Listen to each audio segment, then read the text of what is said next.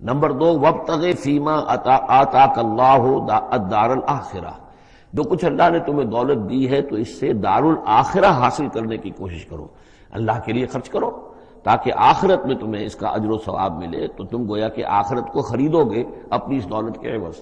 ان اللہ اشتری من المؤمنین انفسهم واموالهم بان لهم الجنہ۔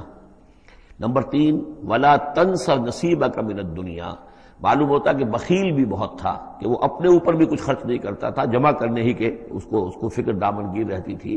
اور مت بھولو خود اپنا حصہ بھی دنیا میں سے، جیسے کہ ہم نے سورہ اعراف میں پڑھا تھا کہ قل من حرم زینۃ اللہ التی اخرج لعبادہ والطیبات من الرزق، اگر اللہ نے کسی کو کچھ دیا ہے تو پھر وہ اچھا کھائے اچھا پہنے، اس میں کس نے حرام کیا ہے؟ وہ رہبانیت کا انداز تو نہیں ہے۔ اور یہ بھی ہم پڑھ چکے ہیں سورہ الفرقان میں کہ وہ اللہ کے جو نیک بندے ہیں عباد الرحمن، ان کے اوصاف میں سے ہے والذین اذا انفقوا لم یسرفوا ولم یقتروا، وہ لوگ کہ جو خرچ کرتے ہیں تو نہ تو اسراف کرتے ہیں لیکن اس کے ساتھ ہی بخل سے بھی کام نہیں لیتے۔ تو یہ بخیلی مت کرو، اور اس جو دولت تمہیں اللہ نے دی ہے اس سے کم اپنی ذات پر بھی خرچ کرو، اچھا کھاؤ اچھا پہنو۔ چوتھی چیز وَأَحْسِن كَمَا أَحْسَنَ اللَّهُ إِلَيْكَ، اور لوگوں پر احسان کرو، لوگوں کے ساتھ بھلائی کرو جیسے اللہ نے تمہارے ساتھ بھلائی کی ہے۔ اللہ نے تمہیں دولت دی ہے تو جو بھی تمہاری قوم کے یا اور دوسرے لوگ بھی ہوں، اس میں تو کوئی علیحدہ تخصیص نہیں ہے، غریبوں کا، محتاجوں کا، مسکینوں کا، ان کا جو حق ہے وفی اموالہم حق معلوم للسائل والمحروم، تو اس میں سے یہ ہے کہ اللہ نے تم پر احسان کیا ہے، یہ دولت دی ہے تو تم لوگوں کے ساتھ احسان کرو۔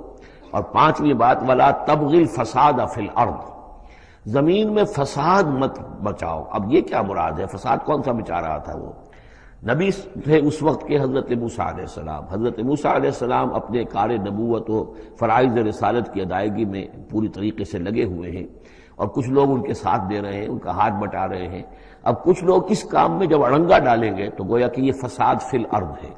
اللہ تعالیٰ جو خیر چاہتا ہے موسیٰ کے ذریعے سے وجود میں آئے، اب اگر آپ موسیٰ کی مخالفت کریں گے، اس کی اسکیموں کو ناکام کرنے کی کوشش کریں گے، یہ وہی بات ہے جو منافقین کے بارے میں سورہ بقرہ کے دوسرے رکوع میں آ چکی ہے۔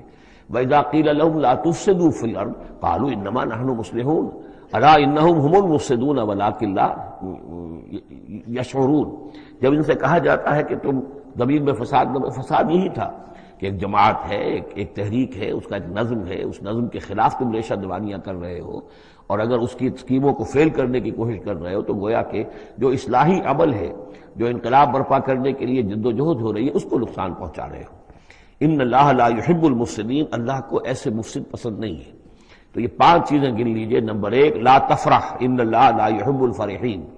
نمبر 2 وابتغ فیما آتاک اللہ الدار الآخرہ، جو کچھ اللہ نے دیا ہے اس سے آخرت کا گھر حاصل کرنے کی کوشش کرو، یعنی انفاق فی سبیل اللہ، اللہ کی راہ میں صرف کرنا۔